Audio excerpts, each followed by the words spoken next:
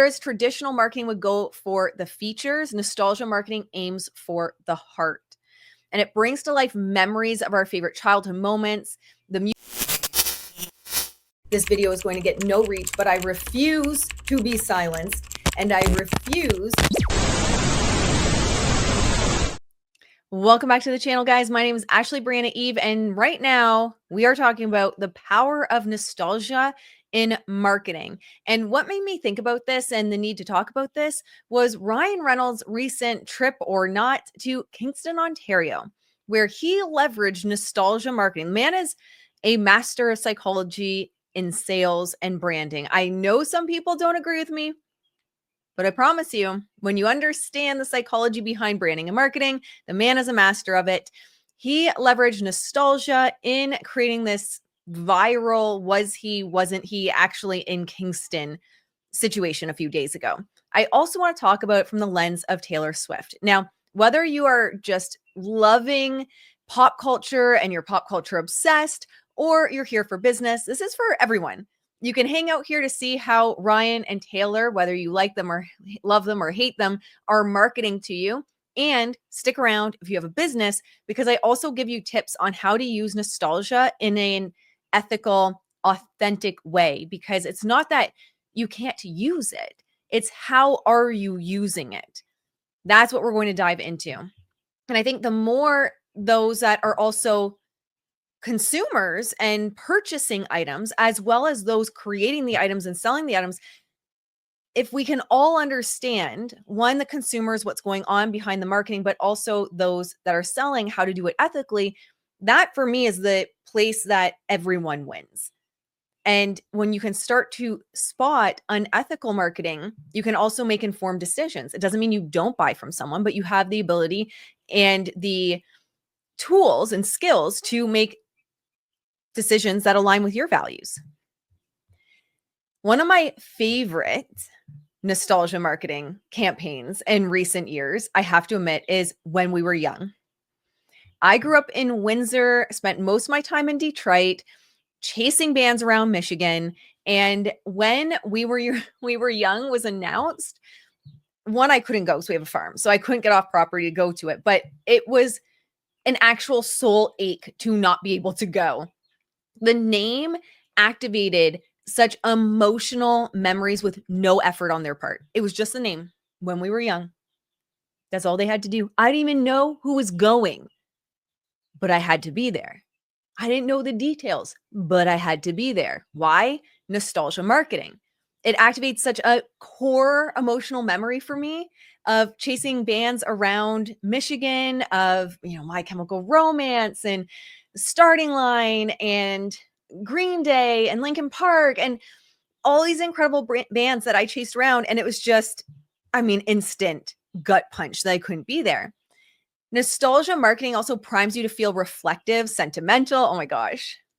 You can see it in my face right now, right? Even talking about it. I am lighting up because I just think of these memories. One comes to mind. We used to go to St. Andrew's Hall all the time, and it was a dive. And the bands would have to go through the front door. And I remember the starting line, and the drummer was so nice. The singer was not very nice, but the drummer was so nice. You think of these memories. I remember these funny memories of trying to get back to the border after these concerts, running out of gas, coming back from like some dive bar in Michigan, trying to get back to Canada, like all these memories. That's nostalgia marketing. You're reflective. It immediately puts you back in that feel-good memory. And then you start to connect those feel-good memories with the brand. And when we can bypass the conscious mind and go straight to the subconscious, you're not just buying a ticket, for example, to a movie such as Barbie or to the Eras Tour. You're not just downloading a game of Pokemon Go. You're not just picking up and going to Vegas to see When We Were Young. You're buying a time machine, and it brings you instant memories. It feel good memories to reconnect to a younger self, to reconnect to memories of maybe, the Eras Tour, for example, the first time you picked up Folklore as an example, or the first time you listened to, I don't even know her albums enough to do this. I should have thought this through better. The first time you picked up Reputation, right? and you're jamming out with her because you've also been scorned and brought back all those memories of being able to connect with her in the Reputation era. You're connecting to your younger self, and it is incredibly, incredibly powerful. Psychology is happening in marketing regardless. Like I said, what we can do is use it ethically rather than using it in a way that is manipulating those that are purchasing. So, what makes successful launches or successful movies, successful brands? Psychology at the end of the day. And I genuinely think that is what Barbenheimer was able to leverage, was nostalgia with the Barbie aspect. I genuinely think that is what was a core feature of the lightning in the bottle of Barbenheimer, the Barbie Oppenheimer phenomena. So it can be done ethically or in a way that's going to manipulate people. And it's a gold mine for brands for a reason. It's emotionally potent. The reality is, even though we don't want to admit it and we don't think it's true, we buy from emotions and we justify with logic. Psychology tells us that. But the justifying with logic is to justify the emotional purchase. Now, unlike traditional advertising would have focused on the product's features or benefits. Nostalgia marketing aims for the heart. Another great campaign for this was an Apple campaign that Steve Jobs put together. It's one of my favorites. It's one I use with clients all the time when I'm teaching on branding and marketing and the power of psychology, the power of brand archetypes. I'll show you guys in a second. I'll show you guys what one I'm talking about. Any of my clients know what one I'm talking about. But whereas traditional marketing would go for the features, nostalgia marketing aims for the heart. And it brings to life memories of our favorite childhood moments, the music we love, the tech gadgets that we used in our youth. I mean, I swear Pokemon Go. That is a genius nostalgia marketing campaign. I loved Pokemon. I had the cards when I was a kid. Pokemon Go is a great example. However, Steve Jobs, who was a genius marketer, talked about this all the time. And that's why Apple's so potent. Apple does not talk about the features. And he even references when he talked about the psychology that went into the branding for Apple, he talks about, well, look at milk, got milk, right? Milk sales were diving at the time, and they didn't talk about the details of milk or where it came from or why or how. They talked about the absence of milk. It's all psychology. And that's the power of using nostalgia, using psychology in marketing, and it can be done ethically, or it can be done inauthentically, or ethically, or manipulative. Now, I'm going to tell you the story behind why this ad is so powerful for me as well, and then I'm going to play it for you guys. I've played this again for clients for ages. It's the Apple Think Different campaign. And I'll never forget, before I saw this ad, and I actually had located it as a form of teaching clients about marketing, I was anti-Apple. I didn't want anything to do with their products. I had Androids. I had, oh my gosh, is it ThinkPad or something like that? I didn't have any Apple products. Now everything I have is Apple. I'm going to play this first, and then I'm going to explain what triggered it.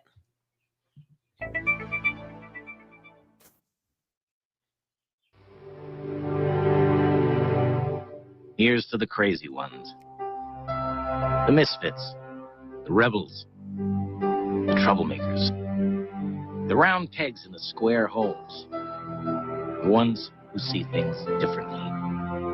They're not fond of rules, and they have no respect for the status quo.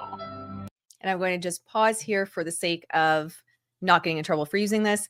You can probably start to see what captivated me.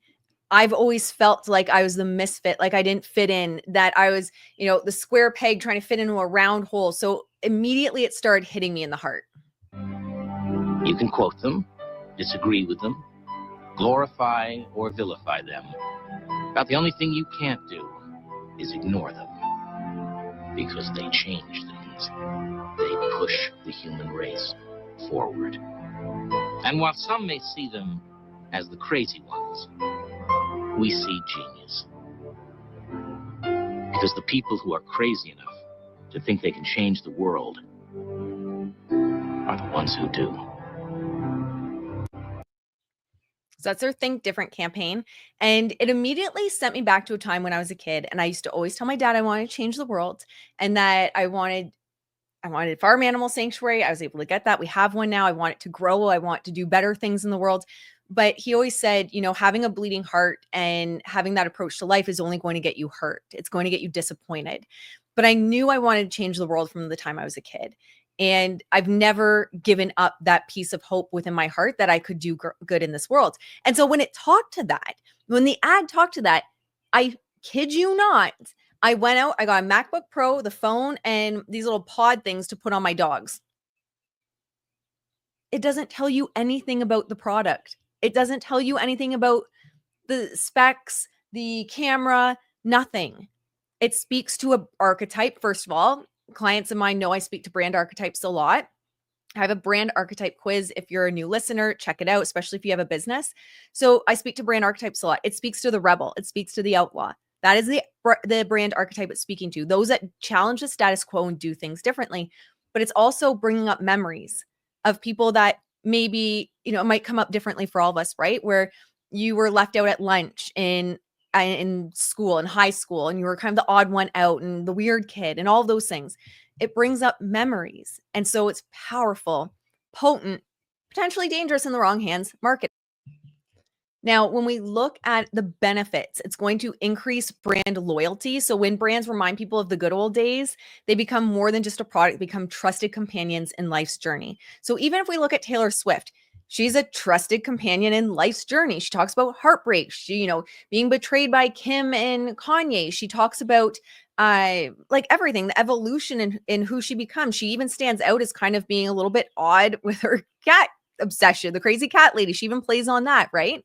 She really is effectively able in her marketing, even naming an album 1989 is actual nostalgia marketing. She's able to really become this trusted companion on life's journey. And there's nothing wrong with that. I'm not saying that is wrong. It can be manipulated because when we're talking about bypassing the conscious mind of your customer base and your clients and going straight to the unconscious, it can absolutely be weaponized at the end of the day. Other benefits evokes positive emotions like happiness, comfort, and belonging. Like I said, Pokemon Go, oh my goodness. I could not wait to download Pokemon Go. And here's the thing. I'm going to tell you someone that used, probably not intentionally, maybe intentionally, I don't know. Emily D. Baker, I'll never forget. She would always talk about Pokemon Go. And I think that's where and how I figured out there was a Pokemon Go. But it also increased my brand loyalty to her because I was like, she's just like me. She has ADHD like me. She loves Pokemon Go like me. And so it just creates that sense of comfort and belonging, thing in feeling, I know for myself, always been kind of the odd one out. And so when you fit in and you feel like you have a community, it creates a strong brand association. Capitalizes on shared cultural experiences, promoting a sense of community, like I just said, offers a sense of comfort and security in times of uncertainty or change, making brands stable and reliable, and allows for cross-generational appeal among different age groups and connecting new and existing audiences. Taylor's Eras Tour did this really well, and she even talked about this. I saw some clips from some of her shows where she said, we're bringing together the new fans and the old fans are teaching the new fans the language and the I forget the exact word on how she described, but basically the brand language is what it is from a branding perspective. The new fans are kind of being brought in with open arms, and you guys are teaching them. And they're teaching people the legacy of Taylor and all these Easter eggs and all the meaning behind things. That's all intentional. That's all psychology, right? And so she leveraged this really well, this cross-generational appeal in the Eras Tour as well. And even maybe millennial moms bringing their kids along to it and that shared experience of going to the Eras Tour. And, maybe their kids got into Taylor with folklore or something. And then the kids get to go with mom and dad and they're listening to, OG Taylor Swift or something. I don't know. I'm not a Swiftie, so I'm pulling names of shit out of thin air. But, the mom gets to go and be like, oh, this is the first time I heard Taylor with this song. And this is why I fell in love with her. And then the daughters or sons there and like, this is why I fell in love with her. So it's also creating powerful emotions between family members and the community of the Swifties. It's very powerful. Enhances brand loyalty by reminding customers of past experiences, positive past experiences with the brand. Again, Taylor Swift in Eras Tour, it was genius, the Eras Tour. drives sales and engagement as consumers are more likely to purchase from brands they feel connected to. And like I said, using numbers in your branding, 1989 is another really strong one because people born around that time, I was born in 85, you have this like connection to the numbers of being born in the 80s. It's shared experiences. Now, it can get ugly as well, right? Because it can be, you can imagine when you're tapping into someone's subconscious mind, how potent that is. So you can exploit vulnerable emotions. Nostalgia is especially powerful during tough times as people crave comfort and familiarity and triggering addiction like behavior. So certain brands, this is really popular in the gaming industry, the music industry as well, use nostalgia to lure customers back into addictive spending habits. So this can be revamping an old game with in-app purchases that can hook players in by preying on that nostalgia. I will say Pokemon Go does this pretty effectively. At first, I was like, I am never buying any in-app purchases from Pokemon Go. It's ridiculous. And then all of a sudden I'm buying in-app purchases from Pokemon Go, and it was absolutely ridiculous. But that addictive behavior can also be all these albums, right? So say, let's use Taylor as an example, keeps putting out different versions of Tortured Poets Department, and this one has the live version from the concert you just went to. It's going to feel like you are in power of that decision, right? Something I would see all the time from the Swifties online is, it's not like she's making me buy this. It's not like she's making me buy my 45th version of Tortured Poets Department. It's like, well, kind of though. Like she's not forcing you in the sense of she's at your house and like forcing you to put your credit card number in, or she's taking your cat from you or something. That's not what she's doing. But the psychology behind it is the power of psychology and marketing is it doesn't feel like you're being sold to. It doesn't feel like you're being marketed to. It feels like, well, this is my choice because like I love her and I went to this concert and we had this good memory. So now I want another version of that. There you go. I get ahead of myself. It gives you the illusion of choice in purchases. So nostalgia, it's so powerful because you're not selling the product, you're selling a feeling that you miss. So when you see, for example, an alternate album cover with a year that you can relate to, 1989, a live version of a song you were screaming at a concert years ago, or maybe even, a week ago, a track named after your year that there was a breakup or a song that, triggers a memory, a certain memory within you. That gives you the illusion of I have choice in purchasing the 75th version of the Tortured Poets Department, but there's actually not really conscious choice, right? Your subconscious has already made that emotional connection and made the decision for you. And interestingly enough, this has nothing to do with nostalgia marketing, but Billboard had a rule change effective April 4th where there's only 4 digital D2C exclusive versions. And that's it. That is all that will be allowed for the life of an album, including deluxe versions, which is interesting. I actually like that rule change. I am shocked that artists are able to put out all these versions of it. And I know it's not just Taylor before Swifties come for me. It is not just Taylor. I understand that. I don't agree with maybe 1 or 2, 3 maybe, but all of these, I remember when Blink-182 did it back in the day, and they were like probably the first of my generation to really see nostalgia marketing really take off in terms of like different versions of an album. So yes, it's not just a product that you're buying, but kind of this portal in time. Taylor's not selling you something. If we're using her as an example, it feels like I need to have this because you feel seen. Now, also it creates a chosen identity feedback loop. So if we're using her as an example, and again, she's not the only one that does it, Swift isn't just selling albums, she's selling versions of yourself. Each variant is an avatar, or even each era, let's use it as that. Each era is an avatar of past you. Teenage heartbreak version, revenge era version, romantic dreamer, folklore version, right? Like there's a version of you, that feminine rage version, I think is what she called the Tortured Poets Department. There's a version of you that's being tapped into. And so when you buy an album or you go to the Eras tour, you're not thinking like this is a marketing tactic. You're thinking this is so me. Like this, she's speaking to my soul. She sees me. That identity resonance hacks your subconscious mind. You believe you made the choice, but the emotion made the choice for you.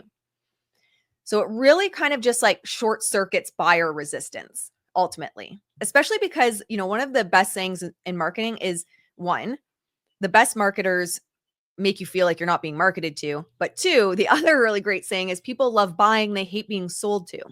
So if you can effectively sell without selling, it's a very powerful tool to tap into. And if you can train your community essentially to do that over time, it's very effective. Now, let's tap into Ryan Reynolds, because this is what really ultimately I thought I have to do a podcast episode about this for Brand by Design.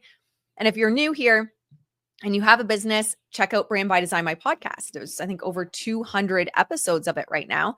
It is incredible for personal branding. So Ryan Reynolds was in Kingston, Ontario or not.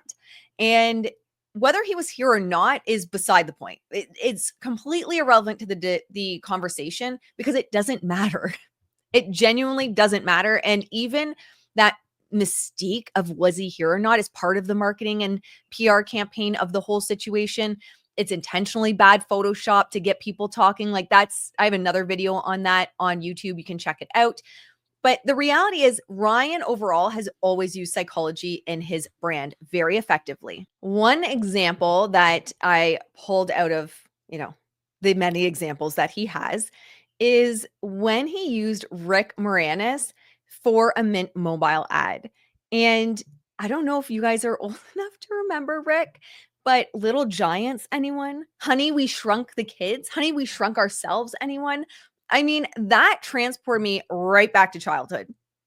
Immediately thinking of Rick, immediately back to childhood. He's a beloved 80s actor. He had been absent from Hollywood for decades, and Ryan brings him back for Mint Mobile. And it's intentional. It's intentional. It's all psychology. And so then when we look at Ryan picking to be in Kingston, Ontario, I really believe, and what I propose is that it was one, a PR campaign, a soft PR campaign, but also testing the waters to see how people in Ontario, Canada feel about Ryan right now and his brand. Because the reality is, if we look at Ryan's brand right now, he's going through a massive PR crisis with his wife, Blake Lively. And he has this Hollywood North that he's been talking about for years that he's going to build apparently in Markham, Ontario. Markham isn't that close to Kingston. Again, it's hard. Toronto traffic is horrible at times. So I would say you're 4.5 hours, depending on the way you go, depending on traffic that day. It's not right there, right? It's not like it's two towns next to each other, Markham and Kingston. So there was a lot of talk online as soon as this came out, didn't he come to Kingston? Everyone's like, well, I heard he's building this Hollywood North here. And that's probably what he's doing. He's like scouting locations. He's already picked a location. Kingston isn't it. I'm telling you right now, what it was nostalgia marketing. Tragically Hip, if you are Canadian, him going to Kingston, that's where the Tragically Hip is from. That's where they had their last show prior to Gord, the singer, passing away in 2017 from inoperable brain cancer. That was a gut punch, whether you really listen to their music or not as a Canadian, to every Canadian. They were beloved. The Tragically Hip kind of it's going to make me cry even thinking about it because they were just beloved. They were an identity for Canadians. And when we look at the Tragically Hip, I think of summer. I think of hanging out with friends at the cottage in cottage country. You can't go up into cottage country like Muskoka area in Ontario, Canada, without hearing people blast the Tragically Hip. You just can't. So it's like warmth and sun and laughing and friends and good times and relaxing by the water. And so you immediately, when I saw that he was going to Kingston and had mentioned the Tragically Hip, right away, nostalgia came up for me. Right away, nostalgia marketing came up for me. And testing the waters was another one. Now, the interesting thing as well that I want to talk about with all of this is that, potentially, allegedly, it looks like there may have been astroturfing and sock puppet accounts that happened here. Interestingly enough, that's what Blake and Ryan accused Justin Baldoni of doing. I feel like very often they tell on themselves in the marketing tools they use. But in my opinion, the astroturfing and sock puppet account was made to create the illusion that the PR that came out of this was organic. And through that nostalgia, like people would start talking about him and the Tragically Hip. Everyone in Canada, it wasn't meant to be like a worldwide PR campaign. It was a soft PR campaign locally. So everyone would start talking about the Tragically Hip, attach Ryan's name to it. Well, now they're feeling good about the Tragically Hip, and you start to have feel good feelings about Ryan Reynolds. That is psychology. That just happens.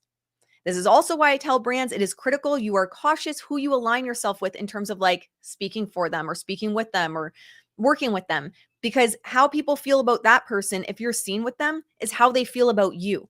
So when Ryan started talking about the Tragically Hip, what he was hoping would happen, because the man knows his branding psychology, whether you want to agree with me or not. I know he messed up the It Ends With Us marketing, but he knows his branding psychology.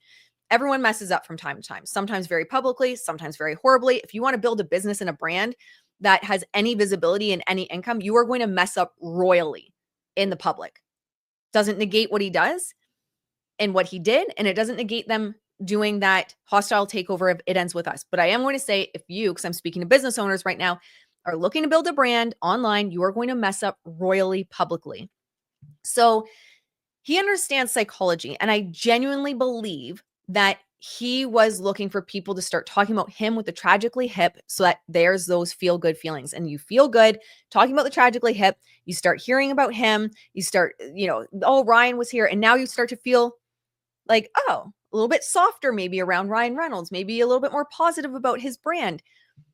It's harder to fight that than it is to go with that, to be quite honest. So what I saw is he apparently had this fake account that he created, this Brad M. Murphy. People think it was him because he was in a Facebook group for Kingston, Ontario, this one here, Kingston, Ontario community. And he was posting about wanting to go, like, what should I see for the Tragically Hip in Kingston? And this person had said, you have to go here. Here's the picture. You have to go the Tragically Hip way. And Brad M. Murphy said, I'll be getting a selfie by that. Now, afterwards, it was like maybe a day later, Ryan Reynolds posts on his Instagram a picture of him at the Tragically Hip way.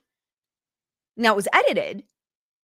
A lot of people think it was just completely AI. He had, well, a source had said, oh yeah, he edited the picture because there was a glare in it or something like that. It's bullshit. It's very obviously fake. And I think it was intentionally made to be very fake looking to get the conversation going, because it really had nothing to do with whether he was there or not. That again, it's neither here nor there. That's not the point. He doesn't care. So he says, I'm going to get a selfie by that. Thanks to this person. So she says this sign. Now, what came up on Ryan's Instagram was him with a selfie just standing in front of that exact sign. I think it was 24 hours later. Again, very manipulated the picture. And people say, I really wish you had told me you were Ryan Reynolds so I could have run down and been in the selfie with you at Tragically Hip Way. Heartbroken. Glad you enjoyed our city, K-Town. Much love. And then someone messaged Brad M. Murphy, and this showed up in a local newspaper, online newspaper, whatever we call them these days, whatever the kids call it these days. And this person wrote, good morning, Brad. I'm with Metroland Media, and I'm wondering if you happen to assist Ryan Reynolds find his way to the Tragically Hip sign this week. Thank you. And the person just gives a thumbs up. Oh, how did I get I somehow got StreamYard to do that. Interesting. I didn't even know that was a thing. So Brad M. Murphy has 7 friends. There's no information on the account. It seems like a sock puppet account. Could it actually have been Ryan Reynolds? Maybe. I think more likely probably a team member from him, but someone likely, very likely was Team Ryan. I still think it was fake, the picture, guys. I don't think he was in Kingston. If someone has a picture of him out and about, I will eat those words. I will take it back. I don't think he was in Kingston. Kingston's pretty low key. You could get around with probably not a lot of fanfare, but I have a hard time believing it. The picture is very fake. So what ended up happening after that, though, was there was all this joking around about this altered image. So then all of these local businesses started taking the picture, taking the background out, and then putting Ryan in their, like, Kingston Humane Society has an image with him with dogs that need to be adopted. So it started to become this viral meme in Ontario of local businesses saying, oh, Ryan was here too, and photoshopping him out of the original picture and putting him in their pictures at their place of business. And so it kind of became a bit viral. People went crazy for it. And so it had this feeling of a very organic push, this organic marketing. Again, going back to that, the jester archetype, right? Like the feel good energy of the jester. He's such a joker. Was he here or not? Who knows? Who cares? But, I'm going to run with it. I'm going to Photoshop it. If he Photoshopped it, I'm going to Photoshop it and put it in my business.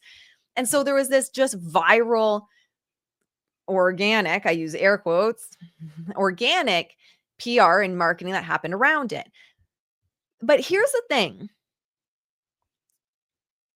What was interesting is there was someone on that post in the Facebook group that kept posting under every person that had something negative to say.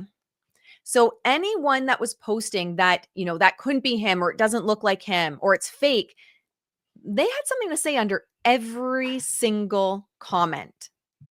What really caught my attention was how bull these answers were. Like they didn't sound like someone actually speaks like this. So someone had said, that doesn't even look like Ryan Reynolds. And this person writes, and I blacked out their name because if they aren't a sock puppet account, and even if they are, I'm not blasting it over the internet. The other people that I showed in the last post were featured in magazines, newspapers, online newspapers. I don't know, guys. I'm not up. I talk about nostalgia. I still remember picking up newspapers and from the grocery store and stuff. Like, I don't know. I feel very old these days.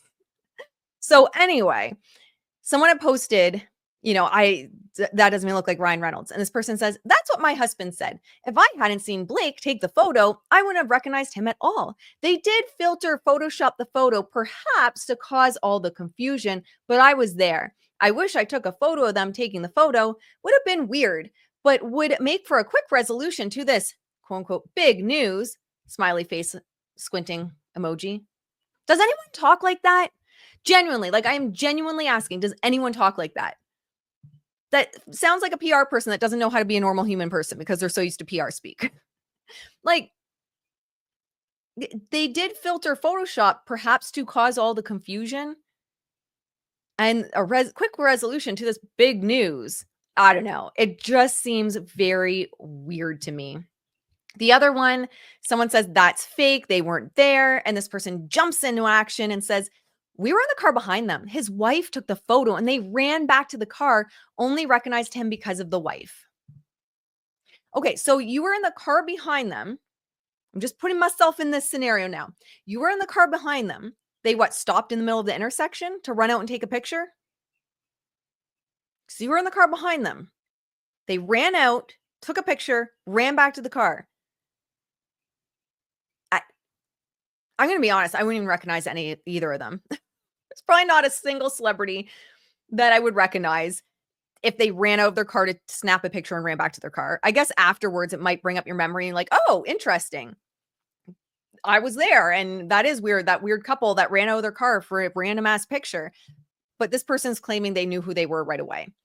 And then someone else says it's all AI. And this person jumps into action once again and says, they may have touched up the photo a bit, but it is real. And all three of us in the car saw them.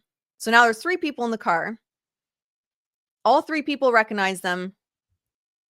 This person wishes they took a picture to resolve the big news. Am I the only one that thinks that's really weird? So if this is in fact not a real person, and it's a sock puppet regardless, Brad M. Murphy, because it's a fake account. A sock puppet is a false online identity for deceptive purposes. Right? So the potential sock puppet, oh my gosh, sock puppet account would give the illusion of an organic conversation around Ryan Reynolds in the media. It doesn't feel forced, right? And it's connecting, again, if we go back to nostalgia marketing, connecting to the feel-good feelings of the Tragically Hip. And now everyone's talking about him and it seems all organic, but there's no way it was organic. And I just don't believe people talk like this. So if all of those elements are true, and I'm not accusing him of you doing it, I'm just saying if someone hypothetically had done all of this, this would be considered astroturfing, which again is the exact same thing that Ryan had accused Justin Baldoni of, or Blake or someone in their camp did. Essentially, what we're looking at with astroturfing is you're planting people or content or whatever to make it look organic, but it's not, which is what this is. And I wouldn't even say this is like basic bitch astroturfing. This is a bit emotionally manipulative because, again, we're pulling on nostalgia marketing and it's reputation engineered, right? So it's trying to work on the reputation of him. And yeah, it's very layered, well, celebrity tier because he is a celebrity use of nostalgia marketing. And so that's my belief. Again, if all these elements are true, that it was him making those posts under a fake name, and this is someone on his team making posts under a fake persona, it does give the impression of astroturfing and also nostalgia marketing because he's pulling on the hearts of Canadians through the Tragically Hip. Now, I also want to mention this because, well, business podcasts and my client base is helping people in business. So you might be thinking, oh my gosh, now I'm going to overthink everything I say. I'm afraid to mention Pokemon Go. I'm afraid to mention Buffy the Vampire Slayer reboot. I'm afraid to mention any of it because I don't want to manipulate people. That's not what this is about. So don't worry. That's not what this is about. And I feel that if you worry about using it in a manipulative way, you're not using it in a manipulative way. People that use it in a manipulative way know they're using it in a manipulative way. So don't worry. But here are 3 tips to leverage it authentically. 1, reconnect people to a powerful version of themselves. So ethical nostalgia marketing reminds people who they were when they felt alive and bold and curious and free. It's not about selling them a fantasy. And that was done in a very manipulative way in the spiritual coaching spaces and the business coaching spaces for many years. People were being sold a fantasy, and it actually gave ethical marketers and ethical coaches and consultants very bad names. But it's about reawakening something real in people so that they can see the potential. You can use imagery. Imagery is huge. Like even in Barbie, right? The color pink, for example, the classic Barbie logo, the inclusion of like classic Barbie characters that transports you right back the car that they're in. Oh my gosh, like all of it. I am going back. I only had Barbies for the sake of my plastic horses when I was a kid. Need someone to ride the horses, obviously. But it like immediately transports me back to the time when I was a kid. Even pink, I see that powder pink with Barbie, and it naturally puts me back to the time I was a kid. And I think of, well, there you go. You saw it in real time where I was talking about, I remember me in the garage growing up with my plastic horses, and I'd put Barbie on them and make them ride my horses around. And, it puts you right back into those times. I genuinely believe part of the fact that nostalgia was leveraged huge in the Barbie campaign, I mean, huge, is part of why it was so successful. So imagery is massive. Music, themes from a specific era of your audience that your audience has emotional attachment to, then bridge it into the now, showing how that version of themselves is still relevant, powerful, and worth reclaiming. Now, number 2, use it to celebrate, not to exploit. Ethical nostalgia honors the past. It doesn't romanticize it or exploit it. If you were doing a rebrand or coming back from time away in business as well, you can leverage nostalgia for like a really powerful rebrand, a really powerful coming back to who you were, right? It's like bringing people, you're going to connect with a new audience, but through that nostalgia, you're also going to connect with your original audience because they're going to be transported back to those feelings of their youth. So it's really powerful. Acknowledge the complexity of the good old days, right? It's not about selling a fantasy. Don't sell perfection, sell emotional truth, your emotional truth, and like genuine shared experiences. Invite your audience into the conversation, not a trap. That's really important. And within that, inviting your audience into the conversation, not a trap, understand it. And, for example, if you know that you have the Swifties that will basically buy, I genuinely believe if Taylor sold empty paper bags and she marketed as empty paper bags tomorrow, people would buy it, right? Like that's the power of psychology and branding. But use it to bring people into the conversation, to like grow with your audience as well, right? Remember when. It's something I say often in my brand. Like, remember when I first started out with my business online? And I used to talk about all the time with my audience back in the day when I would say, one day we're going to have the farm and I'm working my butt off so we have the farm, and I'm working my butt off to have the farm animal sanctuary. And so now there's that nostalgia piece with my current audience, ethical nostalgia, because it's like, oh my gosh, remember when it was me in a dark basement doing lives with, I didn't even understand ring lights. I didn't understand anything. I was just like hitting live and talking in a dark basement in a corner and figuring it out as I go. Do you remember that? And I used to always talk about how I wanted the farm and the sanctuary, but it also helps people now from an ethical place see, like, I didn't just start out knowing what to do. And that's why I love telling those stories for nostalgia sake. I didn't start out knowing what to do. I just showed up. I was passionate. I worked my butt off. And so it's also bringing people in that story of this farm animal sanctuary. I attract a lot of people that want to do great things in the world, that also want to build sanctuaries or charities and help people that are less fortunate than them. So using that story and that nostalgia also allows people to see, like, oh my gosh, like I can do it too. Because I really believe people can. And an example of use it to celebrate, not exploit, the Barbie campaign didn't pretend the brand had always been empowering. It acknowledged the criticism that it faced, and it played with kind of those contradictions and made room for reflection. And the transparency turned nostalgia also into healing. And we saw that as well with America Ferrera's monologue that she had. That is a powerful, like, that hits the soul of every woman. I don't want to speak for every woman. I feel like it does. I feel like we all can resonate with an aspect of that, of feeling that no matter what you do, you're never good enough. No matter what, there's something that you have to still fix about self.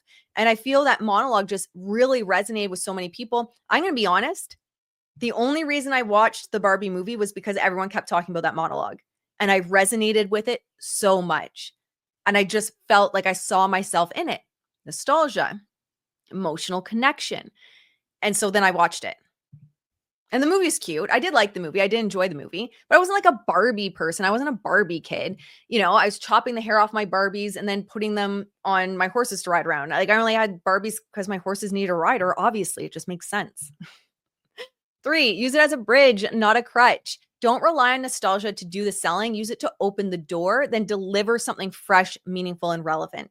And you also don't want to get stuck back there, right? Like, if you're doing a rebrand or coming back from time away, you also don't want to get stuck in the past.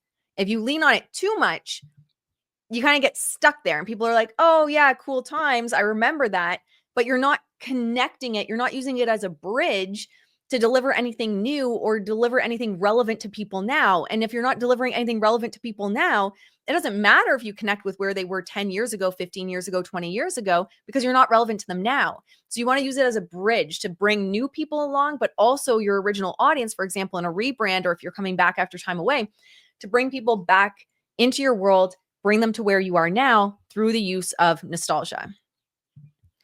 And, you know, if Britney Spears did a comeback, oh my gosh, I'd be the first one there. Are you kidding me? Backstreet Boys did this. NSYNC did this. And then Justin Timberlake went through a whole thing. So, you know, that kind of shot them in the foot. But Backstreet Boys did this. Right? They leveraged nostalgia to have these massive comebacks. Britney Spears, I'd be the first one fighting over tickets if Brit came back and, you know, did like an Eras type concert or tour or whatever. I would be the first one there. Are you kidding me? I love B-Ret. I always call her B-Ret. I don't know why, but I love her. I remember going to her concerts. Dream Within a Dream was the tour I went to. Love her. So I would be the first one there.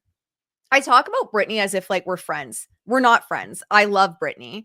I have nicknames for her as if she is my bestie, but unfortunately we are not friends. What else? Pair it with modern insight, fresh creativity, or deeper meaning. Let people feel comforted, but then elevate them into what's next. Again, you don't want to just leave people there, right? You will, of course, have those feelings of like, oh yeah, I remember when. Cool. And then you lose them. Where are you bringing them? Bring them on the journey with you. I always say to my clients, bring people on the journey with you. It's the most powerful way. And it's authentic. This is where I was. This is where I am now. It's authentic and it's connecting with people in a very authentic way. And more than ever, people are appreciating authentic connections. All right, my friends, that's what I have for you for today. It's all about using nostalgia in branding and marketing and how to do it ethically and how to do it unethically.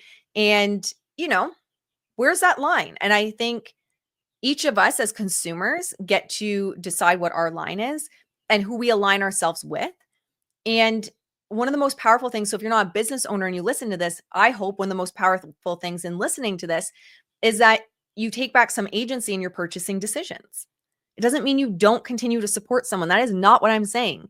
What I'm saying is it gives you back that control, right? Because nostalgia and that type of psychology and marketing gives you the illusion of control, but you don't have control. So it gives you back that control, sitting back and be like, why am I buying the 73rd version of the same album? Do I need this? And sometimes it's like, well, I just want to support the person because I really like the person. And so you're genuinely supporting them. Right. And that's okay too. It's just really having that moment to sit back and take back that self-awareness of purchasing decisions. And then as branding or as personal brands, businesses, corporations, etc., this isn't bad to use. It's simply looking at how can I use it ethically. All right, my friends, I hope you enjoyed. And with that, I'll see you in the next one. Bye, guys. What I found, nobody wants to hear.